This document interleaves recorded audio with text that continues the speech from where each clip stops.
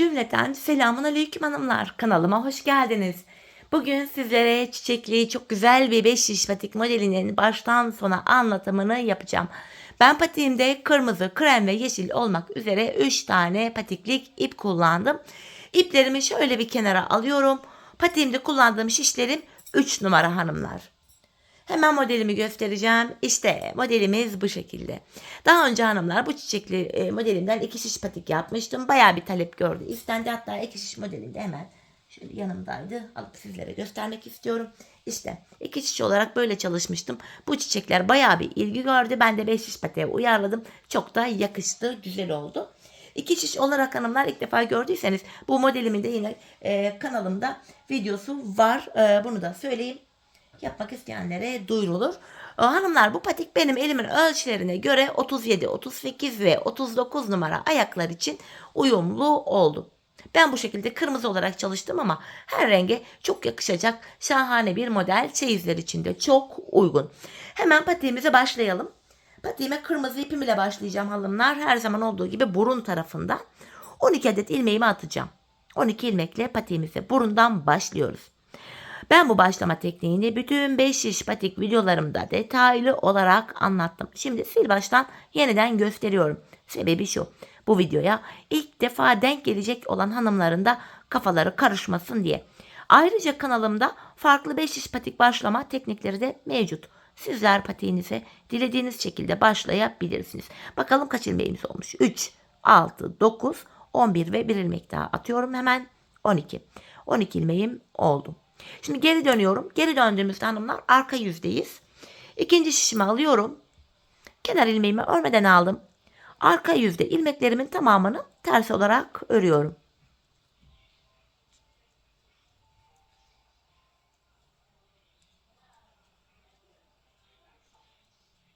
Sonuncu ilmeğimi de yine ters ördüm. Geri dönüyorum. Tekrardan ön yüzdeyiz. Hanımlar, bu aşamada patiğimizin burun kısmında artık düz örgü uygulaması yapacağız ve 5 şişede geçeceğiz. Öncelikle kenar ilmeğimi alıyorum. İkinci ilmeğimi düz olarak ördüm. Üçüncü ilmeğim 4, 5, 6. İlk 6 ilmeğimi ilk şişimle düz olarak ördüm. Kalan 6 ilmeğimi de ikinci şişimle öreceğim. 12 adet ilmeğim vardı. 6'şar 6'şar 2 şişime eşit olarak paylaştırdım. Şimdi hanımlar, hiç geri dönmeden ilk başladığımız yerlerden ilmekler çıkartacağız. 3. şişim ile ilmek çıkartmaya başlayacağım. İlk ilmeğimi hemen şu kenardan, bakın, ilmeğin iki kanadına birden giriyorum şişim ile. İlk ilmeğimi buradan çıkarttım. Sonrasında ilmek çıkartabilmek için de ben tığ ile kolay ilmek çıkartabiliyorum. Tığımı elime alıyorum. Sırasıyla hanımlar, başlangıç yerlerine girip ilmek çıkartıp şişime takıyorum. 2 ilmeğim oldu. Tığım ile girip tekrar ilmeğimi çıkarttım. Şişime taktım. 3 ilmeğim oldu. Başlangıç yerinde ilmeğin iki kanadına birden girerek hanımlar ilmek çıkartıp şişime takıyorum. Bu gerçekten önemli bir detay. Patik burnumuz daha sağlam oluyor. Daha kullanışlı oluyor. Buna dikkat edersek iyi olur. Şu da 6. ilmeğim. Şimdi bir 6 ilmek daha çıkartacağım. Onu da 4. şişime takacağım. Dediğim gibi 4 şişimizdeki ilmek sayıları eşit olacak. Ben başlangıç yerlerine böyle sırasıyla giriyorum. İlmeğimi çıkarttım. 4. şişime takıyorum. Bir ilmek daha çıkarttım. Şişime taktım. 2 ilmeğim oldu hanımlar. Şu 3. ilmeğim. 4. ilmeğim. 5. Ve bir ilmek daha çıkartacağım. Şu da 6. ilmeğim. 4 şişimizde de böylece 6'şar tane ilmeğimiz oldu. 5. şişime aldım, örmeye başlayacağım. Hanımlar, bir sıra boyunca 4 şişimdeki 6 ilmeğimi de düz olarak öreceğim. 5 şiş patikte bir sıra dediğimiz olay şudur: 4 şişimizdeki ilmeklerimizi de örüp tamamlayınca bir sıra örmüş oluyoruz. İkinci şişime geçtim. Yine buradaki 6 ilmeğimi de düz olarak öreceğim. Bu aşamada bu şişler biraz gözünüze karışık gibi gelebilir. Gözünüzü korkutabilir. Fakat korkulacak hiçbir şey yok. Çünkü birkaç sıra sonra hani ördükçe şişler yerli yerine oturacak. Karışıklık ortadan kalkacak hanımlar. Eliniz alışana kadar biraz zorluk yaşayabilirsiniz. Alıştıktan sonra gayet kolay ilerleyecektir. 4. ve sonuncu şişime geldim. Yine buradaki ilmeklerimi de düz olarak örüyorum. Böylece hanımlar bir sırayı tamamlamış oluyoruz. Bir sıra ördük. Başlangıç yerine geldik. Başlangıç yerimiz neresiydi? Karıştırdık, unuttuk diyenler olabilir hanımlar. Başlangıç ipimizin tam karşısındaki köşe başlangıç yerimizdir. Bu şekilde ayırt edebilirsiniz. Şimdi geldik artırma işlemine. Patik burnumuza şöyle baktığımız anda kenar sağ ve sol tarafa buralara düşüyor hanımlar, kenarlarımız. Artırmaları kenardan yapacağız. Orta kısımdan artırma yapmıyoruz. İlk şişimdeyim. Kenar hemen sağ tarafta. İlk 2 ilmeğimi örüyorum. 1, 2. Ardından ikinci ilmeğimin altındaki hemen şuradaki ilmeğimin kenarına şuna şişimi takıyorum ve bu ilmeğimi düz örüyorum. Kalan ilmeklerim düz örülüyor. Böylece birinci şişimde 7 adet ilmeğim oldu. 4 şişimizdeki ilmek sayıları da eşit olacak hanımlar. Artırmaya devam edeceğiz şimdi. İkinci şişimdeyim. Kenar bakın bu defa sol tarafa düşüyor. İkinci şişimde de son 2 ilmeğim kalana kadar öreceğim. Kenardan artırmamı yapacağım. Bakın son 2 ilmeğim kaldı. Sondan ikinci ilmeğimin altındaki şu ilmeğimin kenarına şişimi takıyorum.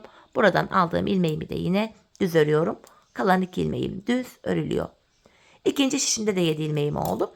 Üçüncüye geldim. Burada da kenar hemen sağ tarafta. İlk 2 ilmeğimi örüyorum. Ardından ikinci ilmeğimin altındaki hemen şu ilmeğimin kenarına şişimi takıyorum ve bu ilmeğimi de düz örüyorum. Kalan ilmeklerim düz olarak örülüyor. İlk 3 şişimde 7'şer tane ilmeğim oldu. Dördüncü ve sonuncu şişime geldim. Baktığımız anda hanımlar kenar burada sol tarafa düşüyor burada. Burada da son 2 ilmeğim kalana kadar öreceğim ve kenardan artırmamı yapacağım. Bakın sondan ikinci ilmeğimin altındaki şu ilmeğimin kenarına şişimi takıyorum. Buradan aldığım ilmeğimi düz örüyorum. Kalan 2 ilmeğim düz örülüyor.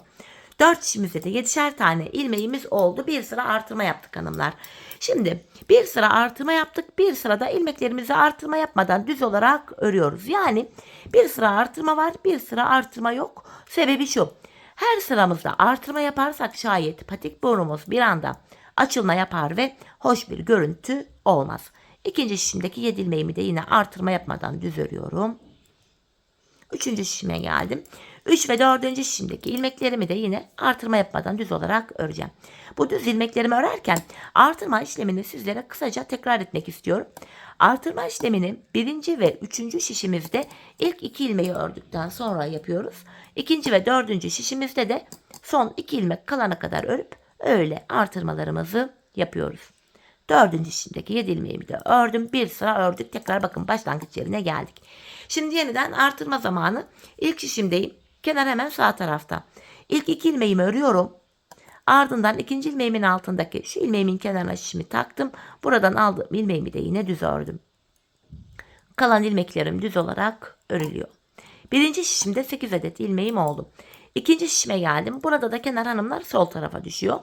Son 2 ilmeğim kalana kadar öreceğim ve kenardan artırmamı yapacağım.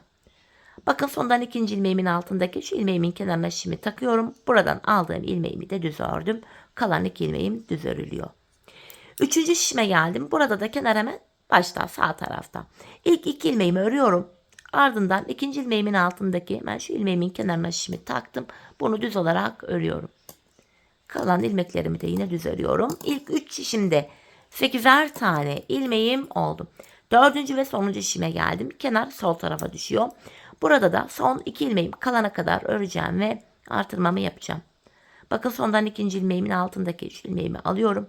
Bunu düz örüyorum. Kalan 2 ilmeğim düz örülüyor. 4 şişimizde de hanımlar böylece 8'er tane ilmeğimiz oldu.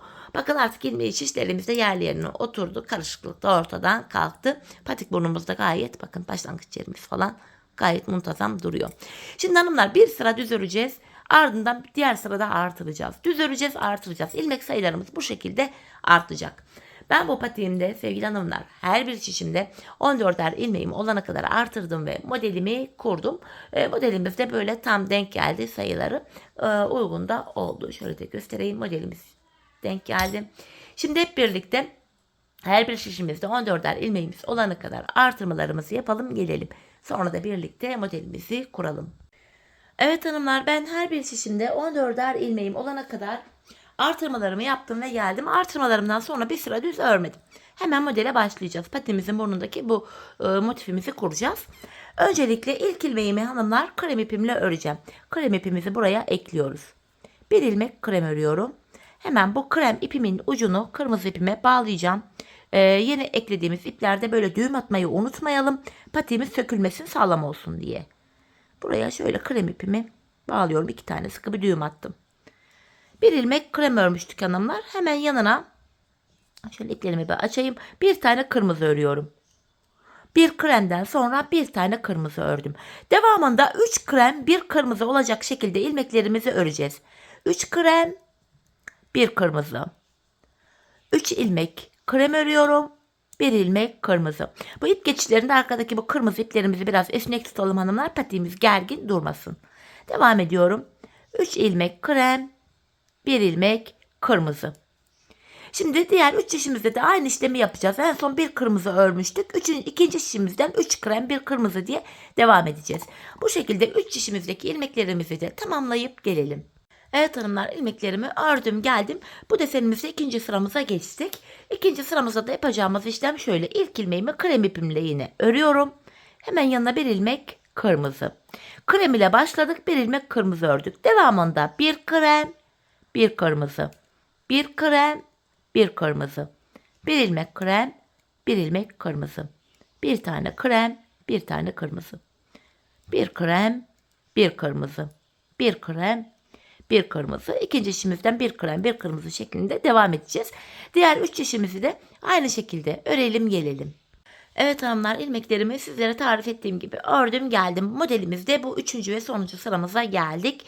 Burada da yapacağımız işlem şöyle. Bir ilmek krem ile başlıyorum. Sonra kırmızı ipimi aldım. Bir kremden sonra 3 tane kırmızı örüyorum. Bu şekilde. Devam edeceğim. Bir krem, 3 kırmızı. Bir krem 3 kırmızı olacak şekilde devam edecek. Bakın bir ilmek kremimi örüyorum. 3 tane kırmızı. Bir tane krem, 3 kırmızı şeklinde böyle devam edecek. Bakın şeklimiz bu. Diğer 3 işimizi de aynı şekilde örüp gelelim. Evet hanımlar, ilmeklerimi ördüm geldim. Patiğimizin morundaki minik desenimiz bitti. Bu sıramızda hanımlar ilmeklerimizi tamamen krem ipimizle öreceğiz. Kırmızı ipimiz burada beklesin. Çiçeklerimizi yaparken yine aynı kırmızı ipimizi kullanacağız. Şu anda ilmeklerimizi krem ipimizle örüyoruz tamamını. Bakın bu şekilde. Şimdi hanımlar 4 şişimizdeki ilmeklerimizi de 2 sıra boyunca, 2 sıra derken bir kere öreceğiz, bir daha dolanacağız. Bu şekilde 2 sırayı tamamlayacağız. 2 sıra boyunca krem ipimiz ile düz olarak örelim ve gelelim. Evet hanımlar, 2 sıra boyunca ilmeklerimi krem ipimle düz ördüm ve geldim. Şimdi çiçeklerimize başlıyoruz. Hanımlar, çiçeklerimiz 4 sıradan oluşuyor. 2 sıra yaprak, 2 sırada da çiçeklerimizi yapıyoruz. Öncelikle hanımlar kenardan bir ilmek kremimi örüyorum. Bir ilmek krem ördüm. Sonrasında yeşil ipimi ekleyeceğim. Yaprağımızı yapıyoruz. Yaprağımızın 1. sırasındayız. Bir yeşil örüyorum. Hemen yeşilimi örer örmez hanımlar yine krem ipime bağlayacağım. Şöyle 2 tane buraya düğüm atıyorum. Bir yeşil, bir krem, bir yeşil. İlk çiçeğimizi oluşturduk hanımlar. Şimdi yaprak aralarında 5'er adet krem ilmeğimiz var. 5 tane kremimi örüyorum. İkinci kremim 3, 4, 5. Yeniden ikinci çiçeğimin yaprağını yapacağım. Bir yeşil, bir krem, bir yeşil. Bakın arkada bu yeşil ipimi esnek bıraktım. Gergin durmasın diye. Tekrardan 5 tane krem öreceğim. 1, 2. İkinci şişimden devam ediyorum. Üçüncü krem ilmeğim. 4, 5. Yeniden diğer çiçeğimi yapacağım. Bir yeşil, bir krem, bir yeşil. Tekrar arada 5 tane krem ilmeğim var. 1, 2, 3, 4, 5. Yeniden çiçek kurulumu yapacağım. Bir yeşil, bir krem, bir yeşil. Üçüncü şişimden devam ediyorum. Yine çiçek arasındaki 5 tane krem ilmeğimizi örüyoruz. 3, 4, 5. Çiçeğim için bir yeşil, bir krem, bir yeşil örüyorum. Yine arada 5 tane krem ilmeğim var. Üçüncü kremim. 4, 5. Diğer çiçeğimi yapacağım şimdi. Bir yeşil. Dördüncü ve sonuncu şişimden devam ediyorum. Bir krem, bir tane daha yeşil örüyorum. Yine çiçek arasındaki 5 tane krem ilmeğimi örüyorum. Tekrardan bir yeşil, bir krem, bir yeşil. Şişimde kalan son 4 ilmeğimi krem ipim ile örüyorum. Son 4 ilmeğim krem, ilk şişimdeki ilk ilmeğim de kremdi.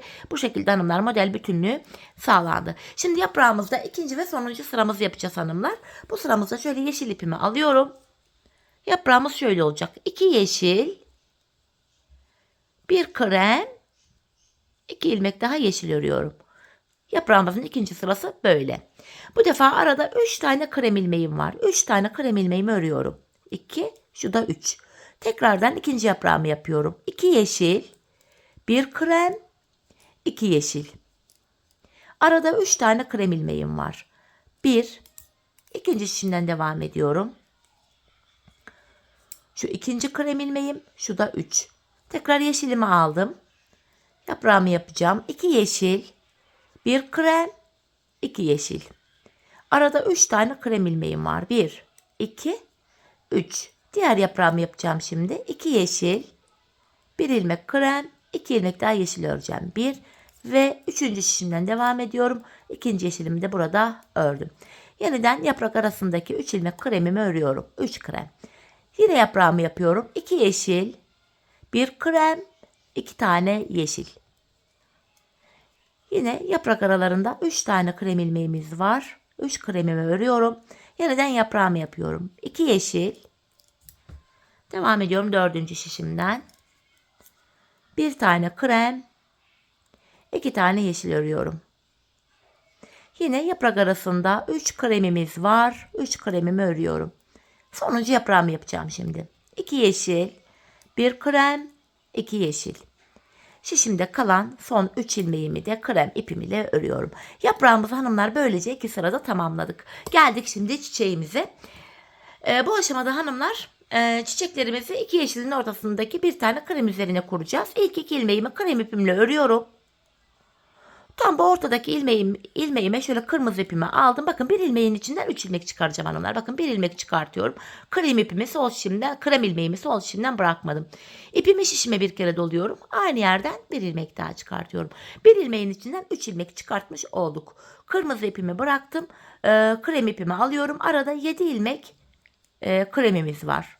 4, 5 ilmek oldu pardon 6, 7. Şimdi tam olarak bu ortadaki bir tane krem ilmeğim vardı. Buraya yine çiçeğimizi yapacağız. Burada da yine bir ilmeğin içinden 3 ilmek çıkaracağım. Bir ilmek çıkarttım. İpimi şişime bir kere doladım. Bir ilmek daha çıkartıyorum. Arada yine 7 ilmeğimiz var. 2, 3. İkinci şişimden devam ediyorum. 4. ilmeğim. 5, 6, 7. Tekrardan kırmızı ipimi alıyorum. Yine bir ilmeğin içinden 3 ilmek çıkartıyorum. Bakın şu birinci ilmeğim. İpimi şişime bir kere doladım. Aynı yerden bir ilmek daha çıkartıyorum. Arada yine 7 adet ilmeğimiz var. 4, 5, 6 ve 7. Tekrardan çiçeğimizi yapacağız. Bir ilmeğin içinden 3 ilmek çıkartıyoruz. Arada yine 7 ilmeğimiz var. Şu birinci ilmeğim. Üçüncü şişimden devam ediyorum. İkinci ilmeğim. 3, 4, 5, 6, 7. Yine çiçeğimi yapacağım. Bir ilmeğin içinden 3 ilmek çıkartıyorum. Arada 7 tane ilmeğim var. 3, 4, 5, 6, 7. Dördüncü şişimden devam edeceğim. Buradaki ilk ilmeğime yine çiçeğimi yapacağım. Yine kırmızı ipim ile ortadaki ilmeğimin içinden 3 ilmek çıkartıyorum. Şöyle bir ilmeğin içinden 3 ilmek. Yeniden arada 7 tane krem ilmeğim var. 3, 4, 5, 6, 7. Sonuncu çiçeğimi de aynı şekilde yapıyorum. Bu şekilde. Kalan 5 ilmeğimi de düz olarak örüyorum. Çiçeğimizin ilk sırasını yaptık hanımlar. Şimdi çiçeğimizin ikinci ve sonuncu sırasını yapacağız. Bu aşamada da yine 2 tane krem ilmeğimi krem ipimle örüyorum. Bu ortada 3 tane ilmeğimiz vardı hanımlar. 3 tane kırmızı ilmeğimiz vardı. Üçünü birlikte keserek örüyorum. Düz olarak bakın. Üçünü birlikte aynı anda örüyorum. Şu kırmızı ipimi elime alsam daha kolay öreceğim. Bakın şöyle. Üçünü birlikte ördüm. Bunu bırakıyorum. Kırmızı ipimi. Aradaki 7 ilmeğimi yine krem ipimle örüyorum. Tekrardan 3 tane kırmızı ilmeğim vardı. Üçünü birlikte örüyorum hanımlar yine kırmızı ipim ile. Şöyle. Üçünü birlikte ördüm. İlmekleri topladım. Arada yine 7 tane krem ilmeğim var. 3 oldu. İkinci şişimden devam ediyorum. 4, 5, 6 ve 7. Tekrardan bu 3 ilmeğin üçünü birden kırmızı ipim ile keserek örüyorum. Üçünü aldım. Üçünü birlikte örüyorum. Maalesef yine kırmızı ipimi elime almak durumundayım. Çünkü daha iyi kontrol edilebiliyor böyle. Çiçeğimi topladım. Yine aradaki krem ilmeklerimi krem olarak örüyorum. Bu sıramızda 3 tane kırmızı ilmeğimizi aynı anda keserek örüyoruz hanımlar. Çiçeğimizin ikinci sırası bu kadar. Bakın üçünü birlikte keserek örüyorum. Yine aradaki krem ilmeklerimi krem olarak örüyorum. Şu anda 3. şişimdeyim. Yine kırmızı ilmeklerime geldim. Üçünü birlikte topluyorum. Aynı anda şöyle örüyorum. Bu şekilde. Arada krem ilmeklerim var. Krem ilmeklerimi yine krem ipim ile düz örüyorum. 4. ve sonuncu şişime geldim. Yine burada da ilk 3 ilmeğim kırmızı. Üçünü birlikte şöyle topluyorum. Kırmızı ipim ile düz olarak örüyorum. Bu şekilde. Tekrar arada 7 adet ilmeğim var. Krem ipimle örüyorum. Sonuncu çiçeğim var burada. Sonuncu çiçeğimi de yine üçünü birlikte kırmızı ipim ile keserek öreceğim. Şöyle üçünü birlikte alıyorum. Yine kırmızı ipimi alayım elime. Bakın hepsini birlikte ördüm. Kalan 5 ilmeğimi de düz olarak örüyorum. Bu şekilde. Çiçeğimizi tamamladık hanımlar. Çiçeğimizin yapımı hepi topu bu kadar. Çiçek aralarında 2 sıra düz öreceğiz hanımlar. Bakın. İlmeklerimizin tamamını krem ipimizle düz öreceğiz. Her 2 sırada bir çiçek yapacağız. Bakın ilmeklerimi tamamen krem ipim ile böyle düz örüyorum. Gördüğünüz gibi bakın çiçeklerimiz de belirdi. Şimdi şimdi 2 sıra boyunca ilmeklerimizi krem ipimiz ile düz olarak örelim ve gelelim. Evet hanımlar, ilk çiçeğimizi bitirdik. İlk çiçeğimizden sonra da ilmeklerimizi bakın 2 sıra boyunca krem ipimle ördüm geldim. Şimdi ikinci çiçekleri yapacağız. Hanımlar, ikinci çiçekleri alttaki yapmış olduğumuz çiçeklerin tam arasına gelecek şekilde yapıyoruz. Böyle kaydırmalı olarak kuruyoruz. Hemen bunun da sayılarını size vermek istiyorum. Öncelikle hanımlar bu alttaki 2 çiçeğin tam ortası buraya denk geliyor hanımlar, bu bölüm. Bunu yapabilmek için de tek tek ilmekleri saymanıza gerek yok. Benimle aynı sayıda yaparsanız tam denk gelir. Bu yeşilimiz alttan yukarıya uzun uzun kalmasın diye şöyle kremin üzerinden atlatarak yakınlaştırdım. Bu aşamada kenardan toplamda 3, 4, 5. 5 ilmeğimi normal düz olarak ördüm hanımlar. 5 ilmeğimi ördüm. Ardından hemen araya çiçeğimi kuracağım. 5 kremden sonra bir yeşil, bir krem, bir yeşil örüyorum. Yine ilk çiçeğimizi yaptığımız gibi çiçek aralarında 5'er tane krem ilmeğimiz olacak. 4, 5. Tekrardan ikinci çiçeğimi kuracağım. Bir yeşil, bir krem, bir yeşil. Yeniden arada 5 tane krem ilmeğim var. İlk çiçeğimizi nasıl yaptıysak aynı sıralamayla ikinci çiçeklerimizi de yapacağız hanımlar. 5 kremden sonra yeniden bir yeşil, bir krem ve bir yeşil ördüm. Tekrardan arada 5 ilmek kremimiz var. 4 ve 3. şişimden devam ediyorum. Şurada 5. krem ilmeğimiz. Yaprağımı yapacağım yeniden. Bir yeşil, bir krem, bir yeşil. Yine devam ediyorum. Arada 5 tane krem ilmeğimiz var. 3, 4, 5. Diğer yaprağımı yapacağım. Sıralama sayı aynı hanımlar. Sadece çiçeklerimiz yer değiştiriyor bu aşamada. 4. şişime geldim. 2 kremimi örmüştüm. 3. kremim 4 ve 5. Yeniden yaprağımı kuruyorum. Bir yeşil, bir krem, bir yeşil. Tekrar arada 5 tane krem ilmeğim var. 3, 4, 5. Sonuncu yaprağımı yapacağım. Bir yeşil, bir krem, bir yeşil. Evet hanımlar, yaprağımızın ilk sırasını burada yapmış olduk. Şimdi bu yaprağımızda ikinci sıramızı yapacağız. Bu aşamada hanımlar kenardan 4 ilmeğimi öreceğim. Ardından 2 yeşil, bir krem, 2 yeşil. Bu defa yaprak aralarında 3 ilmeğimiz olacak. 1, 2, 3. Yeniden 2 yeşil, 1 krem, 2 yeşil şeklinde öreceğiz. Yaprak aralarında da 3'er tane ilmeğimiz olacak. Şimdi yaprağımızın ikinci sırasını hanımlar diğer 3 şişimizde de tamamlayalım gelelim. Evet hanımlar, 4. şişime kadar yaprağımı ördüm. 4. şişimde bir tane yeşil oldu. Model bütünlüğü sağlansın diye ilk şişimde de ilk ilmeğimi yeşil ile örüyorum. Sonuncu yaprağımız da tam dursun diye. Bu şekilde. Böylece hanımlar yaprağımızın ikinci sırasını tamamladık. Bu aşamada artık krem ipimiz ile krem ipimi elime aldım. Çiçeklerimizi yapacağız. 2 yeşilimin ortasındaki birer tane krem ilmeğimi kırmızı ipimle çiçeğimi yapacağım. Hemen yeşilimden sonra bir tane kremi ördüm.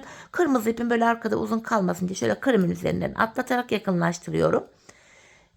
Bu şekilde bakın 2 yeşilimin tam ortasındaki bir krem ilmeğime kadar ördüm. Buraya yine aynı şekilde hanımlar çiçeklerimizi yapacağız. Yine bir ilmeğin içinden 3 ilmek çıkaracağız. Bu şekilde. Arada 7 ilmek var. Her 7 ilmekte bir aynı işlemi tekrar edeceğiz hanımlar. Çiçeğimizin ilk sırasını böyle yapacağız. İlk çiçeğimizi yaptığımız gibi. Diğer 3 işimizdeki çiçeklerimizi de aynı şekilde örelim ve gelelim. Evet hanımlar, diğer 3 işimde de çiçeklerimi tamamladım. Geldim, şimdi çiçeğimizde ikinci sıramızdayız. Bu aşamada hemen bu yeşil ilmeğim vardı. İlk ilmeğim yeşildi. Bunu da yine krem ile örüyorum. Bu şekilde. Şimdi hanımlar 3 tane kırmızı ilmeğimiz vardı. Üçünü birlikte kırmızı ipimizle topluyoruz yine. Bakın üçünü birlikte alıyorum. Kırmızı ipim ile 3 ilmeğin üçünü birlikte örüyorum. Bakın şöyle. Çiçeğimizin ikinci sırası böyle. Tekrar krem ipimi alıyorum. Krem ilmeklerimi krem ipim ile örüyorum. 3 tane kırmızı ilmeğimizi bu şekilde kırmızı ipimiz ile tek seferde toplayarak örüyoruz. Çiçeğimizin ikinci sırası da bu. Şimdi hanımlar diğer 3 işimizi de aynı şekilde yapıp gelelim. Evet hanımlar, ikinci çiçeklerimizi de böylece tamamlamış olduk. Tekrardan çiçek aralarında ikişer sıra ilmeklerimizi krem ipimizle düz örüyorduk. Şimdi ikinci çiçeğimiz de bittiğine göre yine 2 sıra boyunca ilmeklerimizi krem ipimiz ile düz olarak öreceğiz. Sonra 3. çiçeklerimize başlayacağız. Bu şekilde hanımlar. Bakın. Şimdi 2 sıra boyunca ilmeklerimizi öreceğiz. Sonra 3. çiçekleri yapacağız hanımlar. 3. çiçeklerimizin yapılışı, sıralaması 1. çiçeklerimizle aynı. Eğer kafanız karışacak olursa 1. çiçeğimizi yaptığımız bölüme bakarak aynı sayılarda 3. çiçeklerinizi kurabilirsiniz. 3. çiçeklerden sonra yine 4 çimizdeki ilmekleri de 2 sıra krem ipimizle öreceğiz. 4. çiçeklere başlayacağız. 4. çiçeklerin kurulum sırası da 2. sıra çiçeklerin kurulum sırasıyla aynı sayılarda aynı şekilde yapılıyor. Yine burada da 4. çiçekte de kafanız karışacak olursa 2. çiçeğin yapım bölümü aşamasına bakarak videonun bu bölümüne bakarak 4. çiçekleri de kolayca yapabilirsiniz. Hanımlar toplam 4 tane çiçek yaptık. 4 tane çiçeğimiz bittikten sonra 2 sıra 4 çimizdeki ilmeklerimizi de krem ipimizle örelim gelelim. Sonra patiğimizin bu bölümündeki desenimizi birlikte yapalım. Evet hanımlar, patiğimin ön bölümünü tamamladım, geldim. Toplamda 4 tane çiçeğimi yaptım. 4. çiçeğimden sonra da 2 sıra 4 çimdeki ilmeklerimi krem ipim ile düz ördüm. Şimdi patiğimizin burasındaki modelimizi yapacağız. Burun kısmında yaptığımız modelin tam tersini bu bilek kısmına kuracağız. Öncelikle hanımlar bu modelimiz için ilk ilmeğimi krem ipimle örüyorum. Bir ilmek krem ile başladım. Ardından kırmızı ipimi elime alıyorum. 3 kırmızı 1 krem olacak şekilde modelimizin ilk sırasını yapacağız. Modelimiz 3 sıradan oluşuyor. İlk sırası bu şekilde. 1 krem ile başladık. 3 kırmızı. 1 krem 3 kırmızı. 1 ilmek krem 3 ilmek kırmızı. 1 ilmek krem 3 ilmek kırmızı. Bu şekilde hanımlar devam edeceğiz. Diğer 3 işimizi de aynı şekilde örüp gelelim. Evet hanımlar, ilmeklerimin hepsini ördüm. Geldim, modelimizde 2. sıramızı yapacağız. Bu sıramızda ilk ilmeğimi yine krem ipimle örüyorum. Yanına 1 ilmek kırmızı örüyorum. Krem ile başladık. Yanına 1 kırmızı ördüm. 1 krem 1 kırmızı. 1 krem 1 kırmızı. 1 krem 1 kırmızı. 1 ilmek krem 1 ilmek kırmızı. Krem kırmızı. Krem kırmızı. 1 krem 1 kırmızı. Bakın şeklimiz böyle. Hanımlar diğer 3 işimizdeki ilmeklerimizi de ilk işimizde olduğu gibi örelim ve gelelim. Evet hanımlar, modelimizde şimdi de 3. sıramıza geldik. Bu sıramızda da yapacağımız işlem şu. İlk ilmeğimi krem ipim ile örüyorum. Yanına 1 ilmek kırmızı ördüm. 1 krem yanına da 1 kırmızı ördüm. Sonra krem ipimi tekrar alıyorum. Modelin devamı 3 krem 1 kırmızı. 3 krem 1 kırmızı. 3 krem 1 kırmızı. Bu şekilde devam edecek hanımlar modelimiz. Bakın şeklimiz ortaya çıktı bile. Diğer 3 işimizi de bu şekilde örüp gelelim. İlmeklerimin tamamını hanımlar sizlere tarif ettiğim gibi ördüm ve geldim. Bu kısımdaki desenimizi bitirmiş olduk. Şimdi ilmeklerimizin tamamını kırmızı ipimiz ile, ana renk ipimiz ile öreceğiz.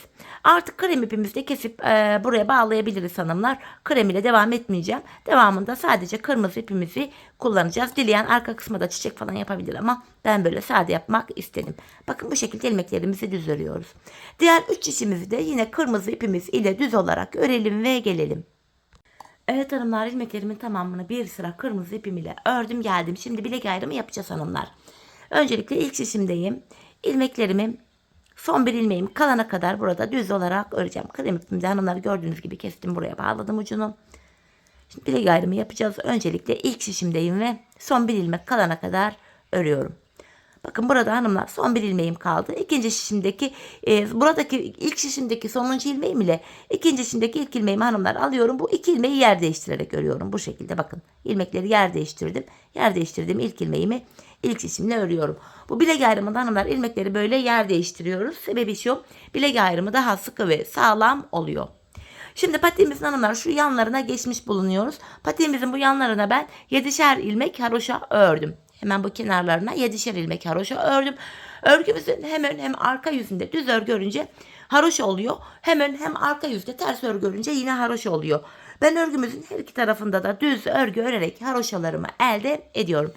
Şimdi ben bilek ayrımında burada ilk 7 ilmeğimi haroşa, ilk 7 ilmeğimi düz örüyorum. Şu 3. ilmeğim 4, 5, 6 ve 7. 7 ilmek haroşamı düz ördüm. Yine hanımlar ön yüzde olduğum için devamında gelen ilmeklerimi de düz olarak öreceğim. Patiğimizin hanımlar bu aşamada artık arka bölümüne geçmiş bulunmaktayız. Patiğimizin arka bölümünde ön yüzde düz örgü, arka yüzde de ters örgü uygulaması yapacağız. Şu anda ön yüzde olduğum için ilmeklerimi bilek ayrımı yaptığım yere kadar düz olarak öreceğim. Bilek ayrımına kadar öreceğiz, sonra geri döneceğiz hanımlar. Patiğimizin arkası bu şekilde yapılacak. Tabanımızdaki bir diğer şişime geçtim. Yine buradaki ilmeklerimi de düz olarak örüyorum.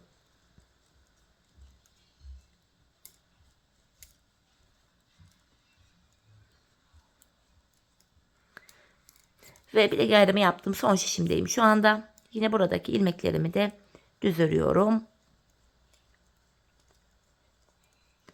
Bakın burada son 7 ilmeğim kaldı. Bu bilek bölümündeki son 7 ilmeğimiz haroşa. Haroşalarımızı da yine düz öreceğiz. Hem ön hem arka yüzde düz örüyoruz. Haroşayı ters örenler hanımlar burada son 7 ilmeği ters olarak örecekler.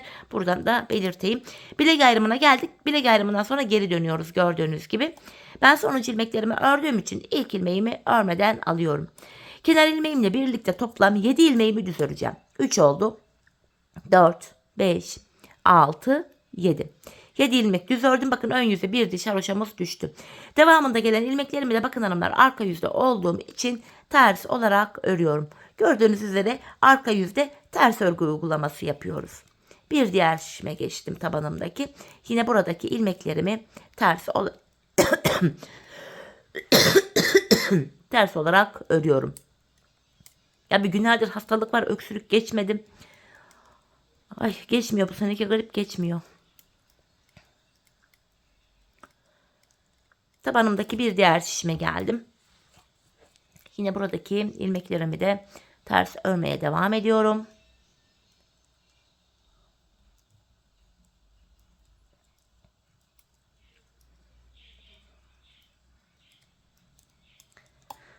Sonuncu şişime geçtim. Yine burada da ilmeklerimi ters öreceğim. Fakat kenardaki son 7 ilmeğim haroşa olduğu için bilek bölümündeki son 7 ilmeğimi düz öreceğim hanımlar. Bakın son 7 ilmeğime geldim. Haroşalarımı düz örüyorum. Böylece hanımlar bilek ayrımına geldik. Bakın. Bilek ayrımından sonra yine geri dönüyoruz. Tekrardan ön yüzdeyiz hanımlar. Ön yüzdeyiz, yine bir önceki sırada olduğu gibi ön yüzde ilmekleri düz öreceğiz. 7 haroşamı ördüm. Devamında gelen ilmeklerimi de yine düz olarak öreceğim. Diğer bilek ayrımına kadar hanımlar. Diğer bilek ayrımına kadar bu şekilde öreceğiz. Bilek ayrımından sonra geri döneceğiz. Sadece haroşaları düz öreceğiz. Kalan ilmekleri arka yüzde ters öreceğiz. Bu şekilde bilek ayrımına kadar gideceğiz, geleceğiz, gideceğiz, geleceğiz. Patiğimizin arkası bu şekilde oluşacak. Şöyle baktığım zaman hanımlar burada bir diş haroşamız oluştu bile.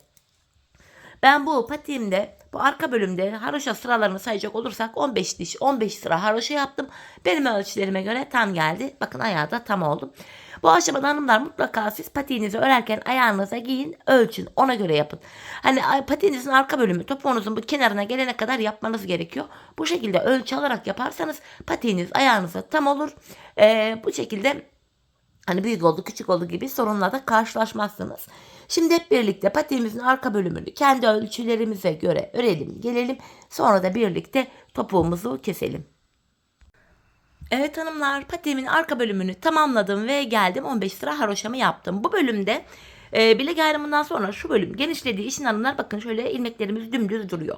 Tek şişte toplanacak duruma geldi. Fakat ben bu aşamada topuk kesiminde bana kolaylık sağlasın diye ön yüzden baktığımız anda bu sol tarafa 24 adet ilmeğimi ayırdım. Şimdi topuğumuzu yapmaya başlayacağız. Patiğimizin topuk bölümünde kenardaki 7 ilmek haroşamızı yine haroşa olarak öreceğiz hanımlar. Model bütünlüğü sağlansın diye. Öncelikle bakın 7 ilmek haroşamı yine düz olarak ördüm. Ardından ön yüzdeyiz. İlmeklerimi düz olarak ve sayarak örmeye devam edeceğim. 7 haroşamı örmüştüm.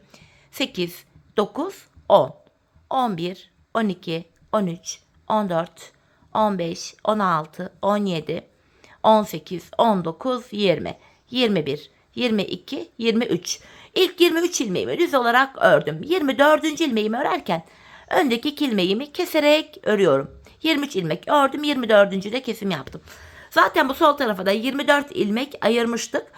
Patiğimizin topuğu için bu orta kısma baktığımız anda burada da 7 ilmek kaldı. Buradaki 7 ilmeğimiz her seferinde birer birer kesilip eksilecek, bitecek ve böylece patiğimizin topuğu oluşacak. Şimdi yapacağımız işlem şu hanımlar. Kesim yaptıktan sonra geri döneceğiz. Geri dönüyorum. Şimdi arka yüzdeyiz. Kesim yaptığım ilk ilmeğimi örmeden alıyorum.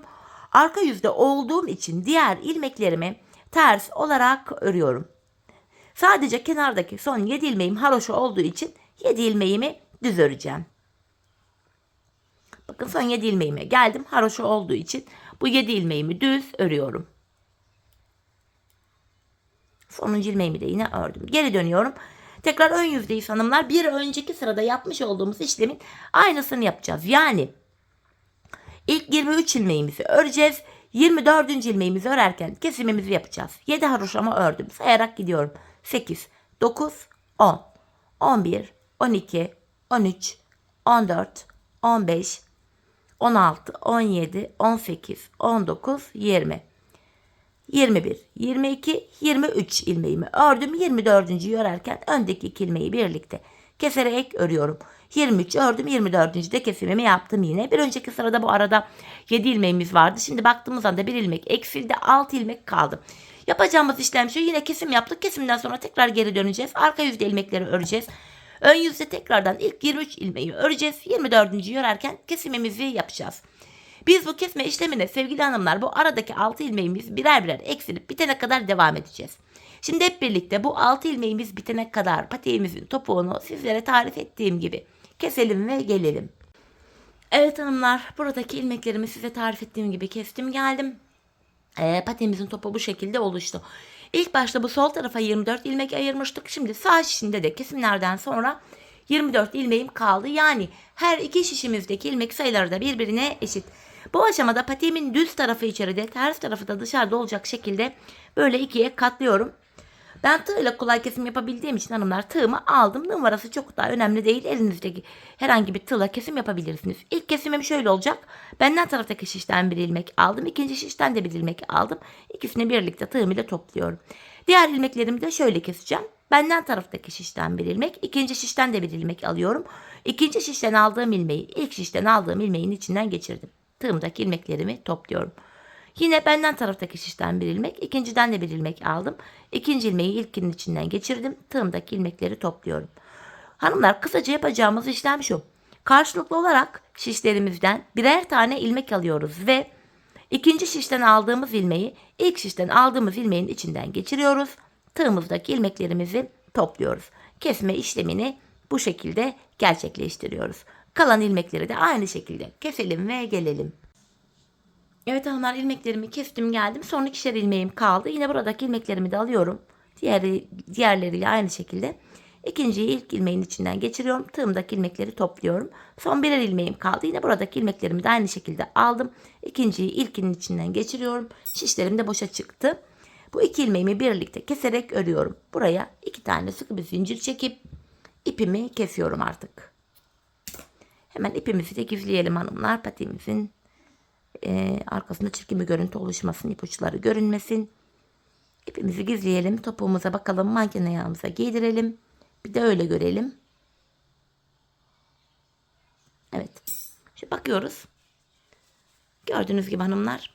Topuğumuz bu şekilde. Gizli kesim, tek taraflı kesim gayet şık, düzgün duruyor. Görüntü itibariyle patiğimiz şöyle. Bu şekilde hanımlar. Şimdi bir de hemen manken ayağıma giydireyim. Ana renk ipimiz kırmızıydı hanımlar. Kırmızı ipimiz bir ip yetiyor da artıyor bile, bakın. Bir tam ipten başlamıştım, bu kadar da kaldı. Bu ipten bir çift patik daha çıkar. Ama siyah krem ve yeşil ipimiz de gördüğünüz üzere gayet az gidiyor. Sadece yapraklarında ve ön tarafında kullanılıyor. Hemen şöyle manken ayağıma giydireyim. Bakalım ayaktaki duruşunu da birlikte görelim. Evet. Buyurun hanımlar. Patiğimiz manken ayakta böyle birlikte yaptık. Bu şekilde. Hemen tabanımızı gösteriyorum. Arkası, kenarları, topuğumuz gayet muntazam, şık. Evet hanımlar, yine birlikte güzel bir modelin daha sonuna geldik. Umarım sizlere faydalı, hoş bir video olmuştur. Yeni modellerde, yeni videolarda buluşmak dileğiyle şimdilik hoşça kalın, sağlıcakla kalın.